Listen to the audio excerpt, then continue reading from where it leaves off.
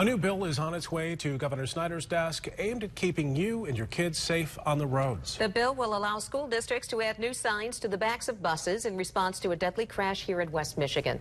24-hour News 8's Teresa Weekly was in Lansing for today's vote and has our story all new at 6 today. Teresa? Sue and Brian, the Senate voted unanimously this afternoon to pass the Privacky bill. Paul and Nancy Privacky were there to see the vote. They started their fight 6 years ago. That's when they lost both of their children to a crash involving a school bus.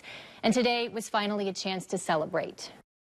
I've already introduced the Privackys here today. Paul and Nancy Privacky have been to Lansing a dozen times in the last several years, all for this moment, to watch the bill named after them pass. I've been down here a dozen or so times to testify, to go back and forth and have it go back to a committee, go through a committee, go back to it. It was a tough day for us, but this made it all worthwhile. Bruce and Tony Privacky were teenagers when they crashed into the back of a Coopersville school bus in 2011. They were killed instantly.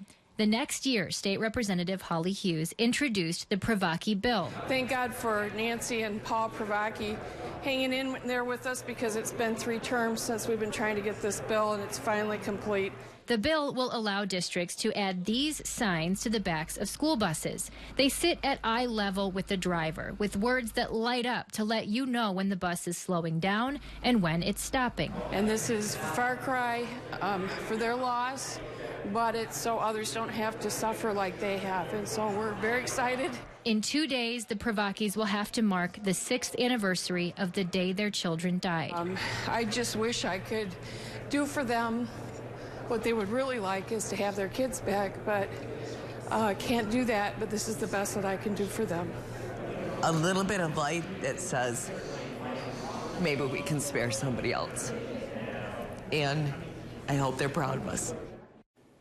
State transportation officials say they think school districts will immediately start trying to fit these new signs into their budgets and could start putting them on buses over the summer. Several districts in West Michigan were part of a study 2 years ago involving these signs, and you can read about that at woodtv.com. That study is part of what convinced lawmakers to vote yes on this bill. It is all about safety, and you can tell the Privackys they were not going to be deterred. No, this was 6 years they've been working on this, and as you heard, 3 terms that they've been fighting for it, all these trips to Lansing, and they're relieved to finally see some closure to this. I bet. Teresa, thank you so much. Thank you, Teresa.